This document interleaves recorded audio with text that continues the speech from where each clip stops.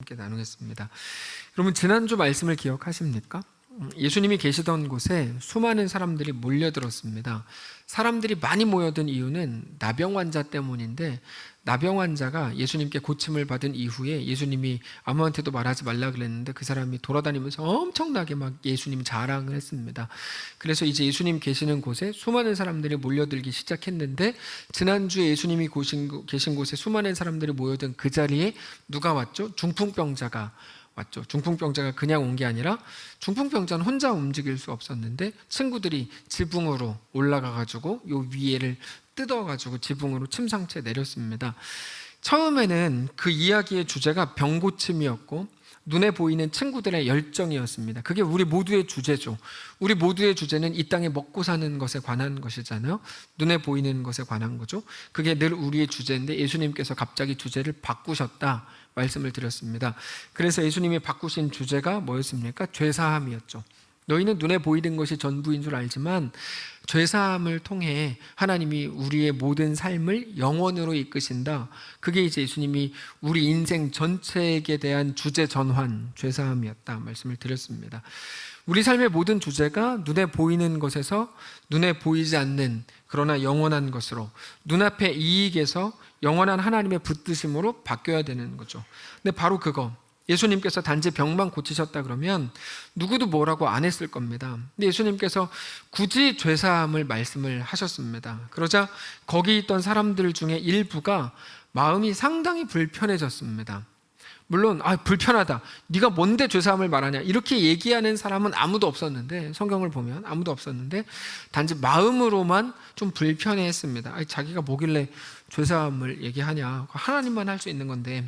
이게 표정으로 드러났을 뿐이고, 예수님이 그 표정을 딱 보시니까 아셔서 이제 죄사함을 말하는 것과 일어나 침상을 들고 나가라는 게 뭐가 더 쉽냐, 당연히 죄사함을 말하는 게 증거가 필요 없으니까 너무 쉬운 일이다. 그러나 내가 실제적으로는 죄사함은 불가능한 일이다. 근데 내가 그걸 말한다. 그러면서 일어나서 네가 침상을 들고 나가라 그랬더니 중풍병자가 그 자리에서 일어나서 이제 모든 사람이 보는 앞에서 나갔다. 이게 지난주 말씀이었죠. 그날 그 일이 있을 때 중풍병자가 모든 사람들이 보는 앞에서 일어나서 나갔기 때문에 누구도 예수님께 시비 걸 수도 없었죠. 침상째 들고 나가는 걸 보니까 예수님이 말한 죄사함이라는 것도 어쩌면 사실일지도 모르겠다는 생각을 했던 것 같습니다. 사람들 마음속에, 어떤 사람들의 마음속에 부글부글 끓긴 했는데 이게 소동으로 이어진 건 아닌데, 오늘 본문에서는 드디어 소동이 생깁니다. 소동이. 예수님에 대한 직접적인 태클이 처음 나타나는 게 오늘 본문이거든요. 오늘 본문에서 예수님께서 바닷가에서 사람들을 가르치셨어요. 13절을 보시면 예수께서 다시 바닷가에 나가심에 큰 무리가 나왔거늘 예수께서 그들을 가르치셨다 이렇게 되어 있습니다. 표현을 보면 큰 무리가 나왔다 이렇게 되어 있는데 예수님을 따라다니는 사람들이 많아졌다는 거죠. 많아졌습니다. 유명 인사가 된 거죠. 사람들이 많이 따라다니면 영향력이 생깁니다. 영향력이. 그런 예수님이 자리를 옮겨서 오늘 본문을 보니까 갑자기 알페오에라는 사람의 아들 레위가 있는 곳으로 갔습니다. 이 레위는 원래 이름입니다. 본명. 근데 레위에게 예수님께서 나중에 이름을 주시는데 마태라는 이름을 주시죠. 사도명입니다. 사도가 될 때 이름을 주신 거거든요. 우리가 아는 그 마태가 원래 이름이 아닙니다. 그 사람의 원래 이름은 레위인데 마태는 하나님의 선물이라는 뜻이에요. 마태가 참 좋은 뜻입니다. 근데 이게 14절인데요. 또 지나가시다가 알페오의 아들 레위가 세관에 앉아있는 걸 보시고 그에게 이르시되 나를 따르라 하시니 일어나 따랐다 이렇게 돼 있죠. 이 사람의 직업이 세리입니다. 세리. 지금은 세관에서 일한다 그러면 막 대단한, 부러워할 만한 사람이죠. 공부 잘한 사람, 많이 한 사람, 이런 사람들이 좋은 직업으로 알려져 있는, 좋은 직업이라는 게 지금으로선 돈 많이 버는 직업이니까 세상이 어쩌다 이렇게 됐는데 어쨌든 좋은 직업을 가진 거죠. 근데 그 시대는 로마 식민 시대였는데 세리라는 사람들이 유대 왕인 헤롯 왕에게 고용이 돼서 일하는 사람들이었습니다. 세리는 고용주가 헤롯 왕입니다. 그 사람들은 보통 군인들을 데리고 다니는데 유대 군인들을 데리고 다녀요. 여러분, 로마는 어떤 정책을 펼쳤냐면 식민지의 군인들한테는 전쟁에 참여하지 못하게 했어요. 그러니까 유대 군인은 로마가 가서 전쟁하는 전쟁에 참여 못합니다. 유대 군인이 하는 일은 양아치 짓입니다. 그래서 세리와 함께 돌아다니면서 세금 뜯어먹는 거, 그러면서 협박하고 너 세금 안 내면 죽일 거야, 뭐 이렇게 하는 게 이제 유대 군인들이 했던 일이거든요. 그래서 세리들이 군인들 양아치들을 데리고 다니면서 돈 뜯어내고 대부분은 자기가 쓰고 일부는 또 헤롯 왕에게 바쳐요. 그러면 헤롯은 그렇게 받은 돈들 중에 자기가 대부분 쓰고 일부를 로마에게 또 바쳐요. 그러다 보니까 백성들 입장에서는 안 그래도 먹고 살기 힘든데 로마 식민 시대니까 얼마나 힘들겠어요? 우리나라 일제 시대랑 똑같거든요. 그러니까 세리와 헤롯이 완전히 극악한 놈들인 거예요. 로마와 완전히 한편. 근데 로마는 워낙 다른 민족인데 세리는 같은 민족이고 같은 평민들인데도 그런 짓을 하니까 세리가 로마보다 더 나쁘다, 이렇게 된 겁니다. 근데 오늘 본문을 보면 예수님이 영향력을 가졌다고 하는 사람들을 몰고 다니는 예수님이 어떻게 합니까? 그런 세리들과 함께 식사를 하더라는 거죠. 오늘 본문의 15절입니다. 그의 집에 앉아 잡수실 때 많은 세리와 죄인들이 예수와 그의 제자들과 함께 앉았으니 이는 그러한 사람들이 많이 있어서 예수를 따름이로라. 그러니까 예수님이 그렇게 영향력 있는 사람이 좀 죄인들과 같이 앉아 있으니까 모범이 안 된다, 이것 때문에 이제 기분이 나쁜 거죠, 이 사람들이. 특별히 여기에 있는 죄인 및 세리들과 함께 잡수셨다고 돼 있는데, 그거는 범죄자들과 같이 식사했다는 말이 아니고 누구라도 저 사람 죄인이야 라고 안 좋게 규정하는 사람들, 모두가 싫어하는 사람들과 같이 있었다는 거죠. 만약에 제가 누구랑 밥을 먹는데 누가 봐도 다 욕먹을 만한 사람이랑 같이 밥을 먹는다, 뭐 조두순? 뭐 이런 사람이랑 같이 식사를 하고 있다, 그러면 다 안 좋게 볼 거 아니에요. 욕하고 뭐 그런 거랑 똑같은 거죠. 예수님이 누굽니까? 수많은 사람들을 거느리고 다니는 영향력이 있는 분입니다. 지금 말로 하면 인플루언서입니다. 그러니까 모두가 예수님이 하는 일거수일투족에 다 관심을 갖거든요. 그럼 영향력을 가진 사람들은 더 잘해야죠. 더 잘해야죠. 제가 교통신호 어기는 것과 저희 아이가 교통신호 어기는 건 또 다른 문제라고 생각하실 거 아니에요. 그럴 수도 있어요. 저는 뭐 신경 안 쓰려고 하지만 어쨌든 더 잘해야 된다고 사람들 생각하죠. 모범을 보여야 된다, 이렇게. 근데 예수님은 모범을 보이기는커녕 오히려 나쁜 놈들과 같이 있더라.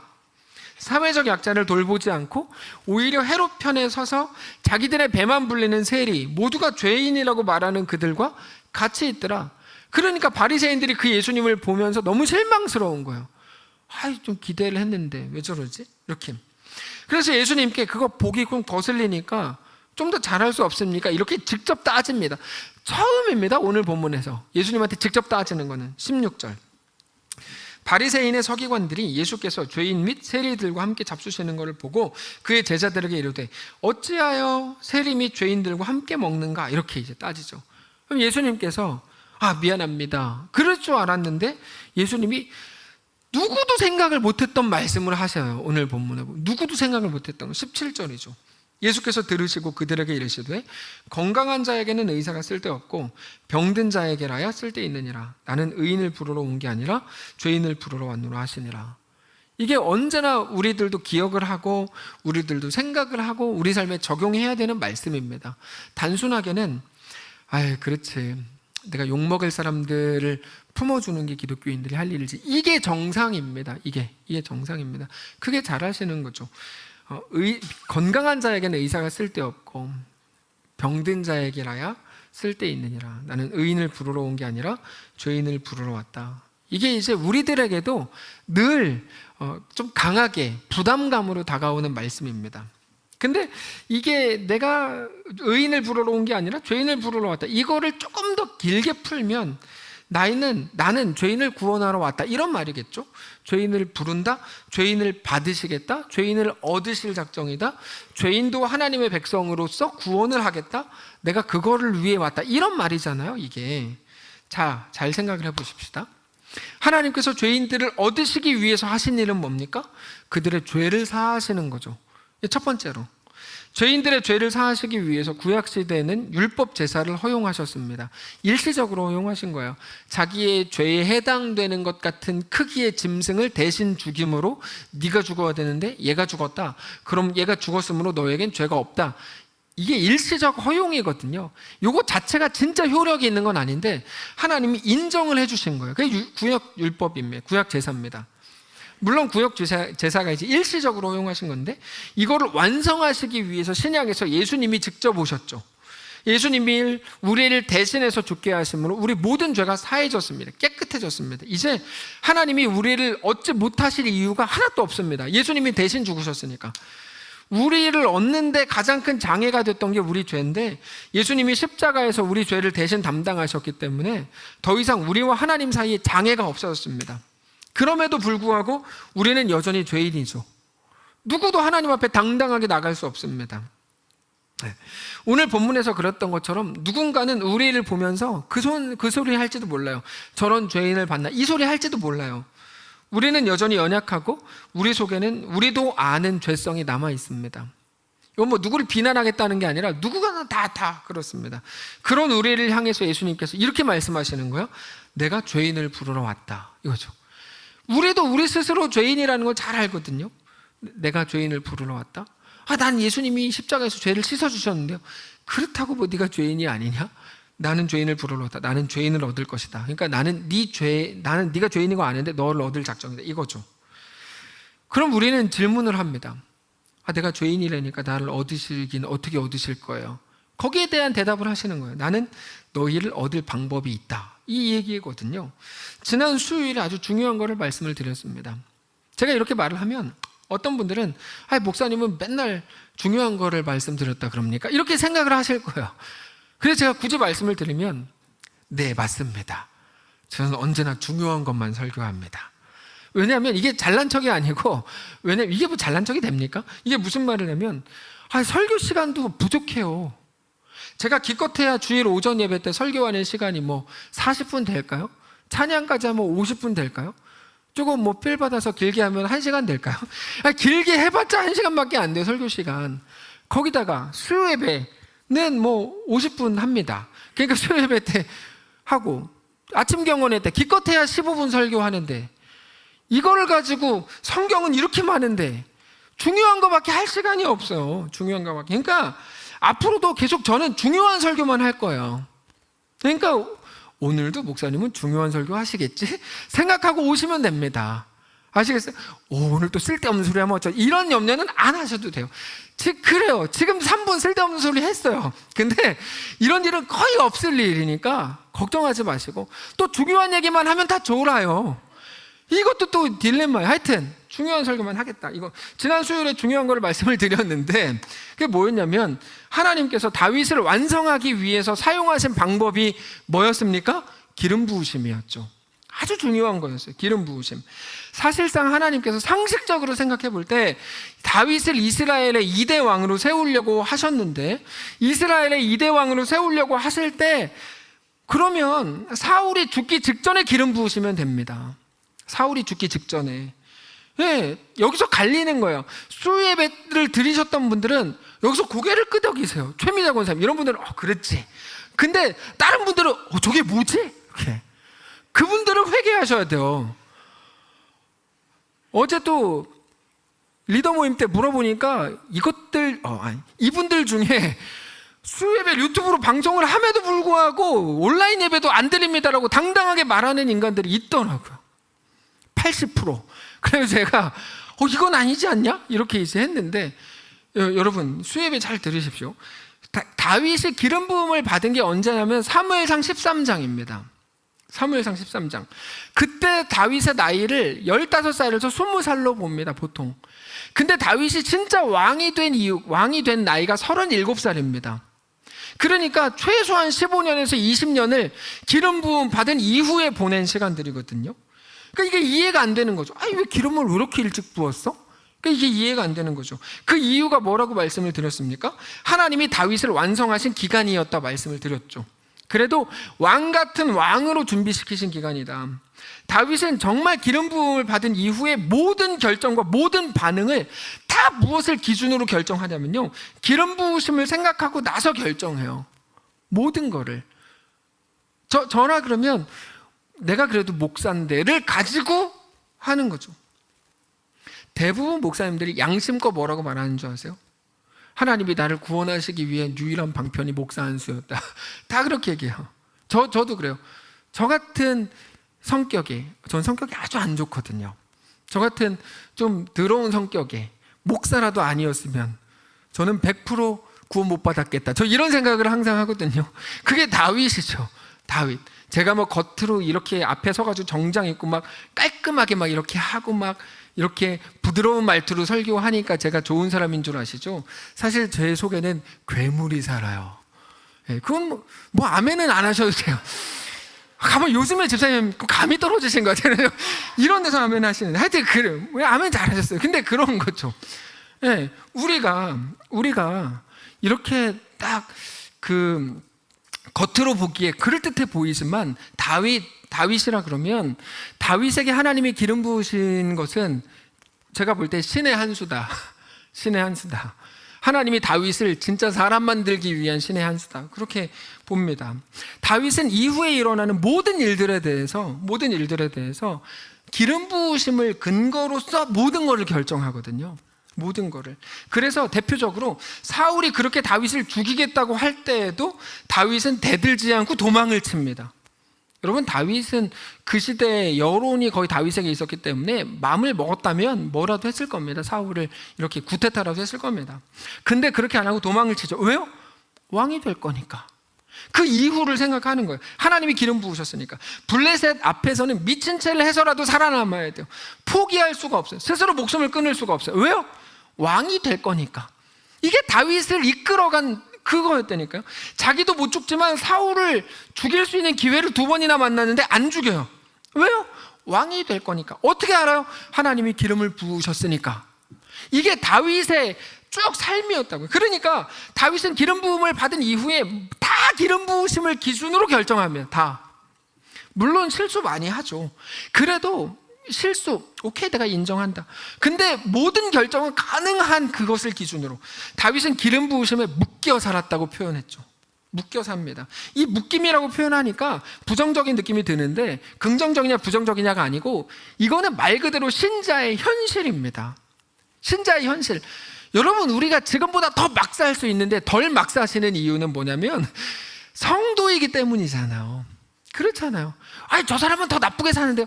그 사람 욕할 거 없어요. 그 사람도 성도기 때문에 그만큼 한 거예요. 저 너무 욕할 거 없어요. 저도 성도기 때문에 이만큼 하는 거예요. 이게 가령 그렇다고, 가령. 그게 하나님이 신자를 완성해 가시는 방식입니다. 그러니까 누군가의 못된 짓을 만약에 봤을 때 우리가 어떻게 해야 됩니까? 그 사람을 욕할 게 아니라 어떻게 해야 되죠? 감사원금을 해야죠. 저분이 그래도 예수를 믿으니까 저 정도인 거에 감사합니다. 저는 우리 교회 감사원금이 그런 게 많이 올라왔으면 좋겠어요. 저분이 그나마 예수를 믿으니까 저 정도인 거에 감사합니다.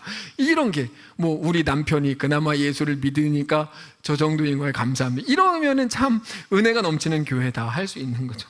신자의 현실은 언제나 묶임입니다. 언제나 붙들림. 우리는 그게 너무 불편하죠. 네트거든요, 네트. 다 좋은데 거기 딱 걸려요. 다 좋은데 우리는 그게 우리를 무너뜨린다고 생각하지만 아닙니다. 우리를 가장 존귀하게 하시려는 하나님의 방편이죠. 다윗이 그랬습니다. 다윗은 자기 성질대로 살지 못하도록 하나님이 거기에 묶어버렸죠. 그게 기름 부으심이라니까요. 포기하고 싶을 때 포기할 수 없게 만든 게 기름 부으심. 그 장치입니다. 도망도 못 치고. 오늘 예수님의 표현대로는 바로 이게 그겁니다. 내가 죄인을 부르러 왔다가 되는 거예요. 그게 내가 죄인을 부르러 왔다고는 하나님이 알아서 하실 일다가 아니고 하나님이 우리에게 그런 장치를 두시는 거예요. 그 예수님이 죄인을 얻으시는 방식입니다. 다윗이 죄인이란 말입니까? 당연하죠. 다윗이 당연히 죄인이죠. 근데 하나님은 하나님의 능력으로 한 사람을 한 번에 막 확 바꾸는 게 아니고 사람들이 원하는 거죠. 그런 일은 없습니다. 사람이 기도하고 막 그래가지고 하나님의 은혜로 한 번에 바뀐다고요? 아유, 속으신 거요. 그런 건 없습니다. 한 번의 기도로 새 사람이 되는, 그렇지 않습니다. 예레미야를 보면요, 하나님은 그런 방법을 쓰시지도 않습니다. 그들이 정말로 회개하고 돌이킬 때까지 70년 걸렸습니다. 70년. 사람은 조급하지만 하나님은 기다리시죠. 아니, 그 사람은 한 번에 변했는데요. 그 사람은 막 그렇게 막 깡패였고 막 개차반이었는데 뭐 한 번에 변해가지고 은혜 받고 뭐 목사 안수 받았다는데요. 안 믿습니다, 저는. 목사 안수 받은 거랑 무슨 상관이에요? 아무 상관없어요. 그랬다 그런 사람이 다시 뭐 자기 부인 후드려 패가지고 뭐 이혼 소송을 좀 난리 났잖아요. 누군지 모르시겠죠? 저도 누군지 몰라요. 근데 여러분, 사람이 한 번에 안 변합니다. 하나님이 긴 시간을 두고 그 사람을 조금씩 바꿔가는 거지 안 변합니다. 바울은 변했잖아요. 뭐 바울이 누가 그래요 변했다고. 성경을 잘 읽어보시면 최소 13년 이상 걸리거든요. 다메섹 도상에서 예수 만난 이후에 다시 역사에 등장할 때까지 최소 13년 이상 걸려요. 한 번에 안 변합니다. 한 번에 안 바뀌어요. 그건 하나님을 몰라서 하는 소리죠. 하나님은 언제나 한 사람을 얻으시기 위해 오랜 시간을 두고 하나님의 역사를 이루어 가십니다. 이루어 가세요. 하나님의 성품을 그들에게 넣으시고 하나님의 하나님 되심을 그들에게 보이시는 시간이 굉장히 깁니다. 그거를 지난주에 네트라고 표현한 거죠. 우리를 넘어뜨리려고 존재합니까? 완전히 반대죠. 우리를 살게 하려고 존재하는 거죠. 네트가 없으면 우리는 우리 성질대로 소리 지르다가 확 죽어버릴 겁니다. 아마 반 이상은 그렇게 할걸요? 분명히 그렇게 할 겁니다. 근데 네트가 있어서 그 말씀이 우리를 계속 건드리죠. 계속 건드려요. 성령이 하시는 일이에요. 성령의 별명이 뭡니까? 진리의 영입니다. 성령을 자꾸만 뭐 기적, 뭐 이런 쪽으로만 뭐 이렇게 오순절파에서 자꾸 그렇게 강조하는데 절대 안 그렇습니다. 성령에 대해서 몰라서 하는 소리예요, 그 사람들이. 성령은 그런 일을 하시는 분이 아니고 말씀을 깨닫게 하시는 분이세요. 진리의 영이세요. 그래서 내 성질대로 못하게 합니다. 성령께서. 이게 바울의 고백이죠. 내 속에 두 가지 법이 존재한다고 얘기하잖아요. 성령이 계속 생각나게 하세요. 이렇게 또 기름 부음 받았잖아. 다윗이죠. 너 왕이 될 거잖아. 하나님이 네 하나님이라며 네 성질대로 할 수 있어? 이렇게. 우리는 그렇게 하죠. 우리가 애를 막 혼내다가 가끔 제가 말씀드린 거 갑자기 성도에게 전화가 오죠. 그러면 막 이랬다가 여보세요 이렇게 되는 이유가 바로 그거죠. 그럼 저 같은 악랄한 사람들은 잠깐만요. 그다음 적어놓죠. 너 혼날 거야. 이렇게 적어놓고 이제 통화 끝나고 혼내고. 이거는 악랄한 짓인데 하여튼 그렇게 하나님이 어떤 시스템이든지 우리에게 주시죠. 뭐만 하려고 그러면 그거에 계속 걸려요. 그 순간에는 그것 때문에 너무 불편했지만 사실은 그게 우리를 살게 하는 거죠. 성경은 우리에게 무엇을 말씀하십니까? 우리에게 대한 하나님의 완전하신 계획, 나라고 하는 죄인을 하나님이 얻으시기 위해서 이루어 가시는 하나님의 완전하신 계획을 믿어라, 이렇게 말씀하세요. 믿어라. 우리는 우리가 신앙생활을 조금 뜨겁게 잘하고 있을 것 같을 때를 제외하고는 매일 의심합니다. 매일. 내가 스스로 의인 쪽에 조금이라도 가깝다고 느낄 때는 그나마 안심이 되는데 그렇지 않을 때는 여전히 불안하고 두렵고 하나님의 약속이 의심됩니다. 근데 하나님은 우리의 구원을 우리에게 맡기시지 않았습니다. 니네가 잘하면 구원 주고 니네가 못하면 멸망이야, 이렇게 얘기하시지 않습니다. 우리를 얻으시기 위해 하나님이 직접 일하시겠다는 거죠. 그게 내가 죄인을 부르러 왔다 합니다.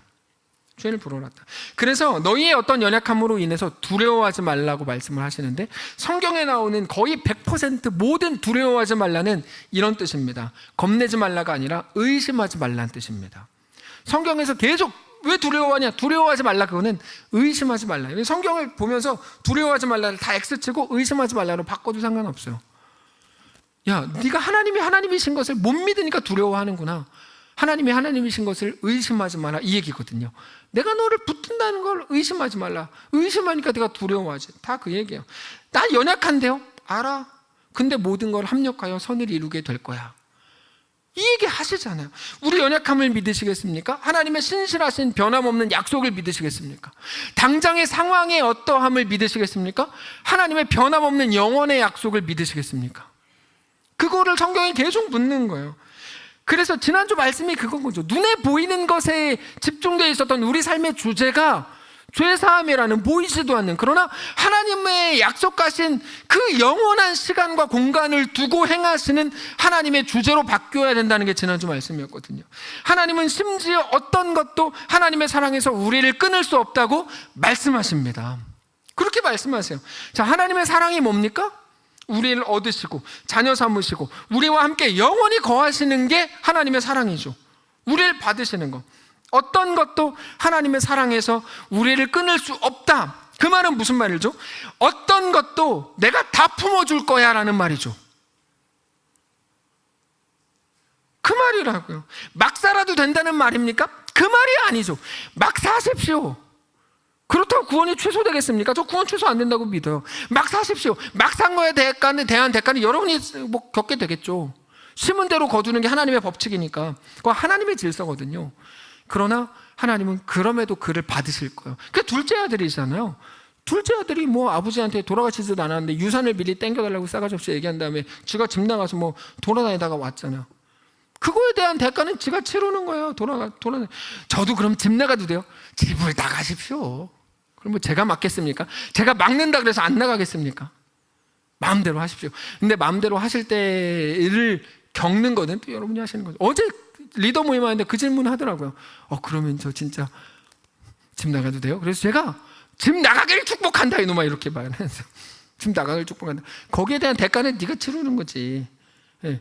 근데 재밌는 건 이거예요. 우리가 고난이라 그럴 때 좀 구분을 할 필요가 있어요. 뭐냐면 둘째 아들처럼 자기가 집 나가서 나가는 고난 있잖아요. 그럼 돌아왔어요. 그 사람은 그날부터 뭘 해야 됩니까? 아들 교육을 받아야 돼요. 아들 교육도 고난이에요. 그것도 만만치 않아요. 그러니까 그가 집 나가서 생판 고생하고 돌아와서 그때부터는 이제 하나님이 예비하신 아들 교육 학교를 또 다녀야 되는 거죠. 그러니까 그분은 장수하겠죠. 빨리 천국에 데려가야 되는데 성화가 덜 됐어. 그러니까 50년이고 100년이고 장수하실 거야. 그래서 제가 어제 리더 모임 하면 생각했어요. 얘네는 장수하겠다. 생각한 이유가 그것 때문이에요. 50살, 100살, 뭐 200살, 300살 살면서 자기 아들, 손주, 증손주까지 다 죽었는데 고손주들하고 이제 대화하면서 사는 거죠. 그게 과연 복인가는 모르겠는데 어쨌든 그런 거죠. 이 말입니다. 막 살아도 된다? 막 살아도 됩니까? 그건 뭐 알아서 하십시오. 하나님이 돌아오게 할 수 있다는 말이에요.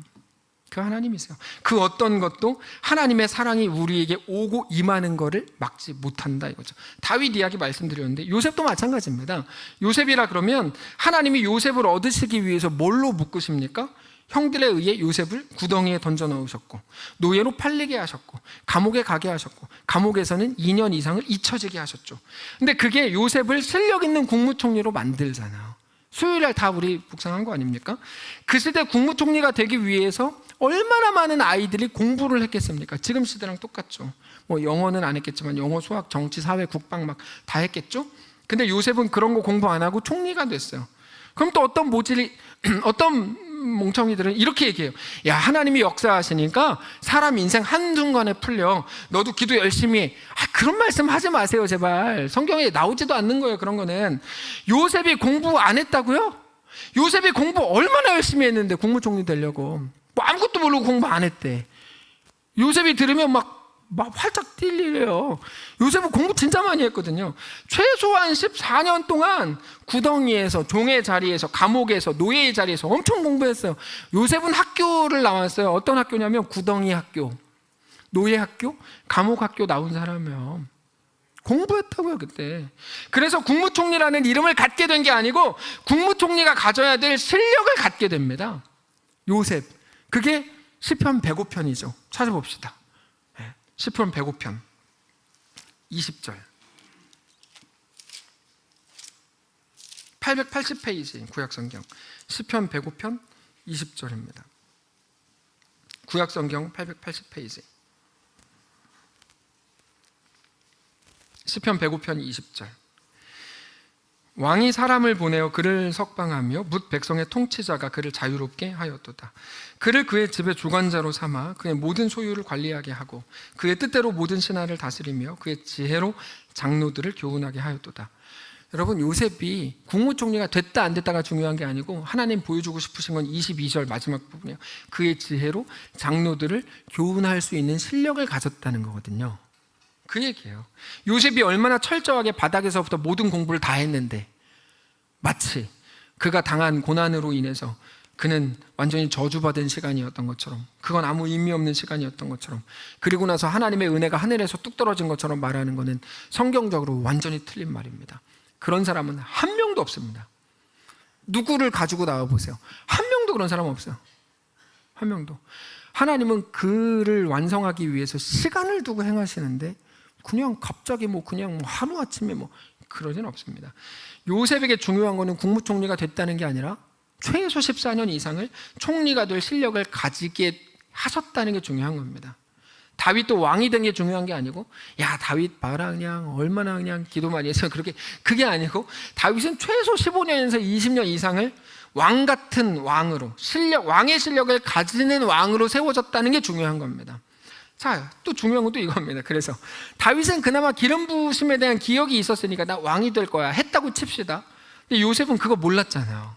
요셉은 자기 성격 이상한 것 때문에 형들에게 미움받고 구덩이에 갔고, 보디발의 집에서 노예로 일할 때, 신경 쓰기도 싫은 집주인 여자가 막 유혹할 때, 혹은 감옥에 있을 때, 그때 요셉이 나는 나중에 총리가 될 거야, 나는 예전에 형들이 나한테 절하는 꿈을 꿨어, 나는 총리가 될 거야, 그 생각 안 했습니다. 안 했다고요. 없었어요. 중요한 건 뭡니까? 근데 요셉은 그 모든 요셉의 자리, 구덩이, 노예 생활, 감옥, 이 모든 것들이 요셉을 하나님의 사랑에서 끊을 수 없었다는 거죠. 보통 감옥 가서 망하는 사람이 더 많죠. 하나님은 그 모든 과정들도 학교로 쓰셨다 이겁니다. 구덩이에 들어가서 자살 안 한 게 다행이에요, 요셉. 근데 하나님은 학교로 쓰셨다. 우리는 네트에 걸려 넘어지면 그것 때문에 망했다고 생각하지만 그게 우리를 망하게 하는 게 아니라 뭡니까? 그게 우리를 일으키고 실력을 만들어주더라, 이 얘기잖아요. 다윗은 더합니다. 다윗이라 그러면 뭐가 하나님의 사랑에서 다윗을 못 끊어냅니까? 사울도 블레셋도 끊지 못하죠. 근데 더 중요한 다윗의 가장 큰 위기는 뭐죠? 밧세바를 범하고 우리아를 죽인 건데 그것마저도 하나님의 사랑에서 다윗을 못 끊어내잖아요. 그 얘기잖아요. 오늘 본문으로 돌아가 보실까요? 하나님이 오늘 본문에서 우리에게 뭐를 말씀하십니까? 나는 죄인을 부르러 왔다. 그래서요, 나는 너를 얻어낼 거야. 나한텐 이런 문제가 있어요. 난 이런 죄인이에요. 아무도 모르는 죄가 나에게 있어요. 이렇게 말하죠. 그때 하나님 뭐라 그러세요? 야, 내가 하나님이다. 이 얘기를 하시는 거죠. 자주 말씀드렸던, 예수님이 제자들과 함께 있었고 배를 탔는데 그 배에 풍랑이 막 일었습니다. 제자들이 나 죽었다고 벌벌 떨면서 예수님을 깨우죠. 예수님이 니네 왜 그렇게 호들갑을 떠냐, 이 믿음이 적은 자들아 말씀을 하셨죠. 이 말씀을 정확하게 조금 더 길게 풀면 이렇게 됩니다. 야, 지금 니네가 나랑 같이 있는데 뭐가 걱정이냐, 니네가 죽기는 왜 죽어, 이 얘기예요. 이 얘기 성경이 우리에게 계속 하시는 얘기가 바로 그 얘기예요. 하나님, 나 이번에 죄를 지었어요. 니네가 죽기는 왜 죽어, 이거죠. 내가 이런 잘못을 했어요. 알아. 근데 네가 그것 때문에 죽기는 왜 죽어? 니네 아직도 나를 못 믿냐, 이 믿음이 적은 자들아, 이렇게 되는 거야. 지금 내가 니네랑 같이 있는데 네가 죽기는 왜 죽어? 이게 성경이 우리에게 주시는 은혜라는 겁니다. 이런 말입니다. 너는 아직도 내가 누군지 모르는구나. 나는 너를 어떤 것에도 빼앗기지 않는다. 얘기해요. 아, 집 나가도 돼요? 집 나가서 고난을 안 당한다는 게 아니에요. 그러니까 이게 참 재밌는 질문인데, 집 나가도 돼요라는 말은 집 나가도 고생 안 시킬 거예요, 이런 말인데, 집 나가면 당연히 고생하시죠. 네. 어제 나왔던 솔직한 질문, 그럼 교회 안 다녀도 돼요? 그 질문이었거든요. 그래서 네 마음대로 해라 그랬어요. 네 마음대로 해라, 그렇게 얘기했어요. 물론 부드럽게 얘기했죠. 네 마음, 네 소견대로 하세요, 이렇게. 근데 여러분, 그렇다 그래서 그 사람이, 저는 하나님이 그 사람 다시 불러온다고 믿습니다. 그럼 이제 많은 부인들이 이제 걱정이 되기 시작했나? 아, 우리 남편 어떻게 데리고 온 자리인데 목사님이 저딴 식으로 얘기하시니까 우리 남편 다음 주부터 또 교회 안 나온다 그러면 어떡하지? 아이, 뭐 어떡합니까? 냉장고에 믿음을 넣어두시고 죽기 전에 꺼내십시오. 근데 그거 아마 하기 힘들걸요. 네, 그게 만만치 않은 일인데요. 하나님께서 우리에게 말씀하시는 건 뭐냐면, 집 나가라는 게 아니라 집 나간 그 삶도 내가 붙들 수 있다, 돌아오게 할 수 있다, 이 얘기예요. 하나님이 우리에게 하시는 거는, 너는 아직도 내가 누군지 모르는구나. 나는 너를 어떤 것에도 빼앗기지 않는다. 이제 네 삶을, 너를 정죄하던 법 아래에서 빼내서 내가 은혜 아래 두었다. 그게 네가 사는 시대다, 이 말이에요. 너는 그 시대 속에 산다. 예수가 너를 위해 이미 죽었고 다시 부활한 그 시대 속에 네가 산다. 로마서 6장입니다. 찾아봅시다. 로마서 6장. 늘 말씀드리지만 둘째 아들이 나갔다 왔는데 아버지가 받아줬다 그래가지고 또 집을 나가겠다라고 하는 건 아버지가 또 나가게 해준다고 오케이 할 거다 말씀을 드렸잖아요. 근데 어떤 모질이 둘째 아들이 집 나가서 고생한 게 기억이 나는데 또 나가려고 그러려나는 모르겠는데 어쨌든 그렇다 말씀을 드렸죠. 6장 14절 보시면, 죄가 너희를 주장하지 못하리니 이는 너희가 법 아래 있지 않고 은혜 아래 있음이라, 이렇게 말하죠. 이제 율법 아래 있지 않고 은혜 아래 있다. 그게 우리의 시대랍니다. 그게 우리 운명이라고 말씀하시는 거예요.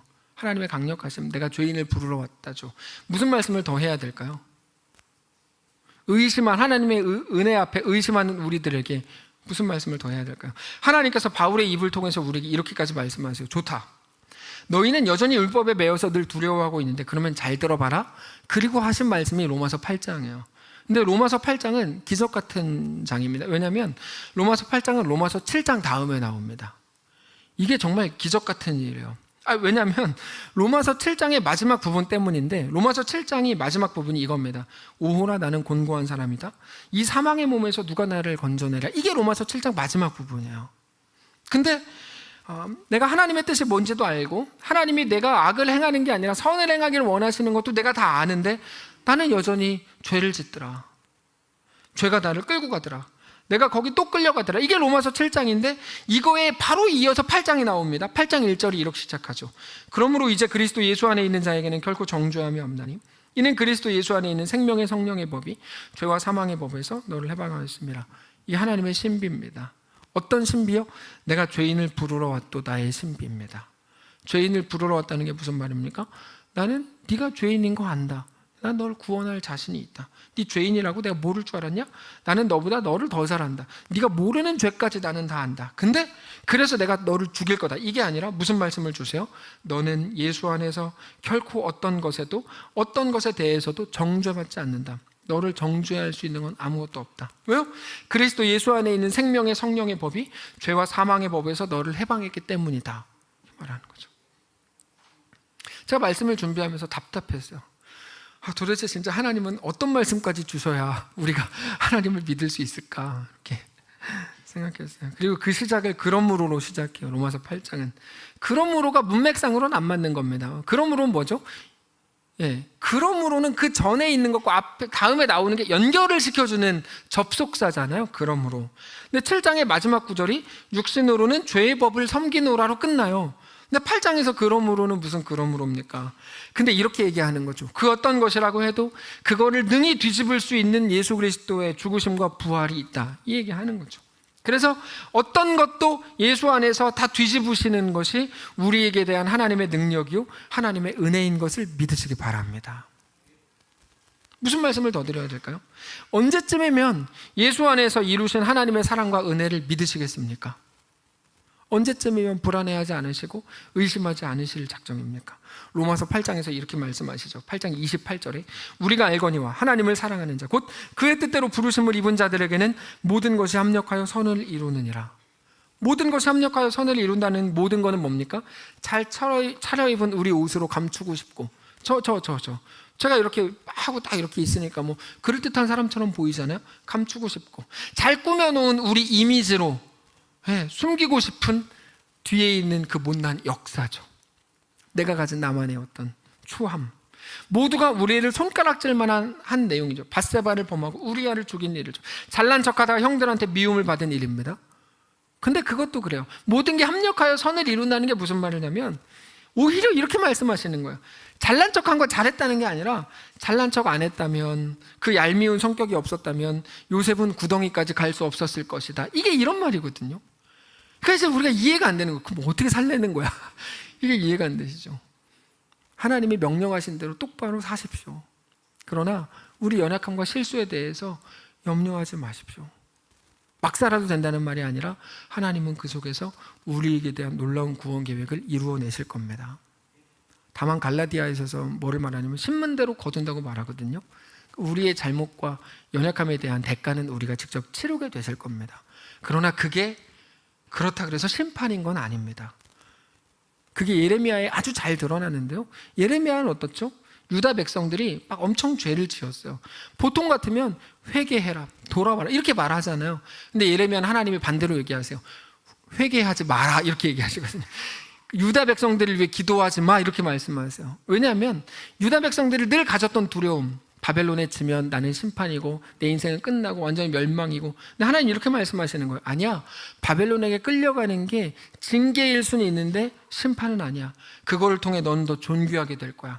그 얘기 하시는 거예요. 그래서 예레미야한테 제발 회개기도 하지 말라 했는 거예요. 왜냐하면 니네는 순순히 끌려가야 돼 이 얘기 하시거든요. 예레미야에서. 잘난 척 안 했다면 요셉은 구덩이까지 갔을까요? 못 갔죠. 근데 더 재밌는 건 이겁니다. 그럼 잘난 척한 게 잘한 건가요? 그렇진 않죠. 잘난 척한 건 못난 거죠. 성격 이상자. 근데 하나님은 성격 이상자의 그 성격 이상한 것까지도 합력하여 선을 이루어 내시는 분이죠. 그게 우리에게 하시는 말씀입니다. 성격이 이상해서 다행입니까? 그거 어떻게 잘한 겁니까? 잘한 거 아니죠. 다른 성격이 좋았다면 또 좋은 거를 통해서 또 역사하셨겠죠. 그러나 그거를 잘했다고 칭찬하시는 게 아니라 그거를 통해서라도 하나님의 역사를 이루어 가신다는 걸 보여주는 거죠. 그러니까 더 담대하고 자신감이 있을 수 있는 거예요. 그게 하나님의 실력이고 우리에게 대한 하나님의 약속입니다. 네 삶도 다르지 않을 거야. 하나님, 나는 성격이 이상해요. 알아. 근데 네 삶도 다르지 않을 거야. 하나님, 나는 어렸을 때부터 트라우마가 있어요. 알아. 근데 네 삶도 다르지 않을 거야. 나는 몸에 문제가 있어요. 아무도 모르는, 누구에게도 말하지 못한 나의 죄가 있어요. 상처가 있어요. 알아. 근데 네 삶도 다르지 않을 거야. 이 얘기라고요. 모든 것이 합력하여 선을 이루게 될 거야. 이쯤에서 드라마가 나와야죠. 오늘은 어떤 드라마를 소개할까요? 오늘은 드라마를 소개하지 않습니다. 자, 눈치를 보니까 30% 이상은 알아들으셨기 때문에 드라마는 20% 이하일 때만 딱 보여주는 거고 30% 이상에선 드라마가 나오지 않고 사실 소개할 드라마도 없습니다. 드라마가 필요 없어요. 대신 여러분이 여러분의 삶에서 드라마를 찍어야 됩니다. 드라마를. 모든 게 합력하여 선을 이룬다고 하신 하나님의 약속의 말씀을 붙들고 그러므로 담대하고 하나님을 신뢰하는 자로 살아가는 거죠. 하나님의 말씀이 대본이고 여러분의 삶이 현실이 되는, 무대가 되는 그 드라마를 찍는 거죠. 그게 우리에게 맡겨진 사명이거든요. 그게 살아보라라는 말의 뜻입니다. 살아보라. 믿음을 가지고 현실로 들어가는. 말씀을 정리하겠습니다. 예수님께서 죄인을 부르러 왔다고 말씀하셨습니다. 죄인이 누군지, 죄인은 왜 예수님께 갈 수 없다고들 사람들이 생각했는지를 생각하십시오. 그리고 죄인을 부르실 때마다 부르실 뿐 아니라 하나님의 온전한 자녀로 완성하실 하나님의 우리에게 대한 묶으심과 붙드심이 무엇인지 기억하십시오. 하나님이 말씀으로 우리에게 주신 안심은 무엇인지 확인하십시오. 하나님의 사랑은 고통을 면제시켜 주는 게 절대 아닙니다. 그건 사랑이 아닙니다. 사랑은 같이 견디는 거고 같이 오래 참는 거죠. 하나님은 우리를 사랑하십니다. 막 살아도 된다고요? 그 질문의 뜻이 뭡니까? 막 살아도 고통이 없을 거냐는 거면 말도 안 되는 소리입니다. 막 살아도 내 고통은 없습니까? 막 산 만큼 고통은 배가가 될 겁니다. 그렇게 되시기를 축복합니다.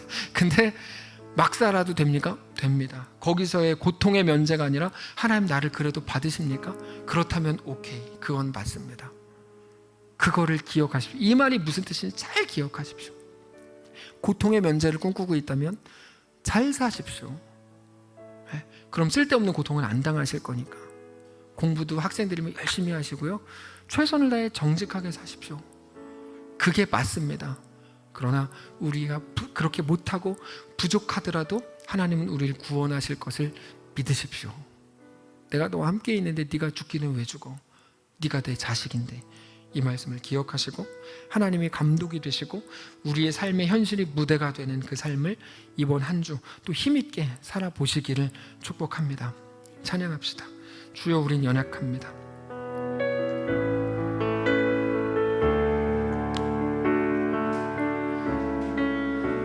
우리와 함께 해주시길 원합니다. 고백합시다. 주여, 우린 연약합니다. 우린 오늘을 힘겨워 합니다. 주 뜻 이루며 살기엔 부족합니다. 우린 연약합니다. 주여, 우린 넘어집니다. 이게 로마서 7장이죠. 주여, 우린 넘어집니다. 오늘 하루 또 실수합니다. 오늘 하루 또 실수합니다. 주의 긍휼을 구하는, 주의 긍휼을 구하는 죄인입니다. 우린 주만 바라봅니다.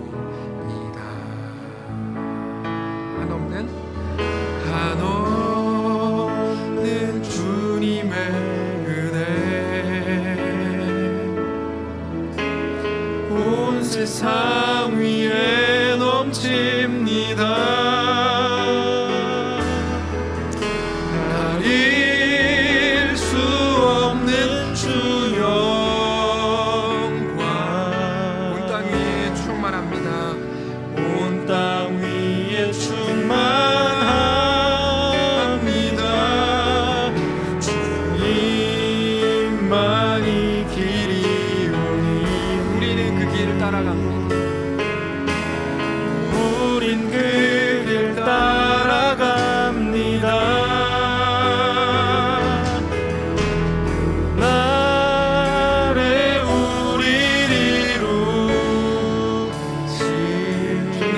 완전합니다. 주는 완전합니다. 눈 감고 고백합니다. 한없는 주님의 은혜, 없는 주님의 은혜 온 세상 위에 넘칩니다. 온 세상 위에 넘칩니다. 가릴 수 없는 주여, 가릴 수 없는 주여 땅 위에 충만합니다. 온 땅 위에 충만합니다.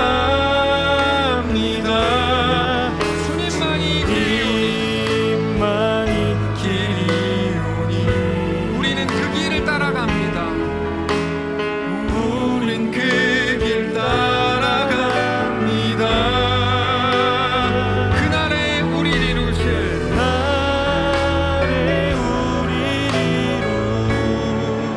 주는 완전합니다. 주는 완전합니다. 하나님, 우리 모든 연약함에도 불구하고, 우리가 죄인임에도 불구하고 내가 너를 택했다, 내가 너를 얻을 작정이다, 나는 죄인을 부르러 왔다 말씀해 주시니 너무 감사합니다. 근데 우리 믿겨지지가 않습니다.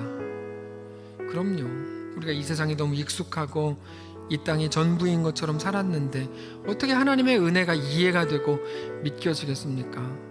그럼에도 우리에게 끊임없이 말씀해 주시니 감사합니다. 우리가 방금 고백한 것처럼 우리 모든 연약함에도 불구하고 우리를 이루실 주님은 완전하십니다. 고백하기를 원합니다. 우리와 함께하여 주옵소서. 하나님, 막 살아도 됩니까? 고통을 그래도 면제해 줍니까? 그럴 일은 없죠. 심은 대로 거두는데요. 근데 하나님의 놀라운 사랑은 얼마나 큰지 우리가 하나님과 원수 됐을 때, 하나님을 알지도 못할 때, 우리가 연약할 때, 우리가 죄인 됐을 때조차 우리를 받으시고 품으시겠다고 작정하신 하나님의 놀라운 의지가 우리를 오늘 완전함으로 이끌어가는 줄을 믿고 그 믿음 아래에서 우리에게 허락된 삶을 넉넉히 살아내게 하옵소서. 우리가 흔들릴 때마다 믿음을 허락해 주시고 의심하여 두려워질 때마다 계속 말씀하셔서 하나님의 놀라운 은혜가 우리 가운데 매일같이 부어짐을 경험하는 귀한 우리의 삶이 되도록 축복하시옵소서. 감사드리며 살아계신 예수님의 이름으로 기도합니다. 아멘. 이제는 우리 구주 예수 그리스도의 은혜와 하나님 아버지의 다함없는 사랑과 성령의 교통인도 역사 위로 함께 하시며 은사가 이 시간 주를 바라보며 예수 안에 허락된 놀라운 복을 소유하고 믿음으로 확신 가지고 살아가기를 소원하는 모든 성도를 머리머리 위에, 그들의 가정 위에, 직장과 사업장 위에, 그들 앞에 펼쳐진 모든 현실 위에, 사랑하는 교회 위에 이제로부터 영원까지 함께 계실지어다. 아멘.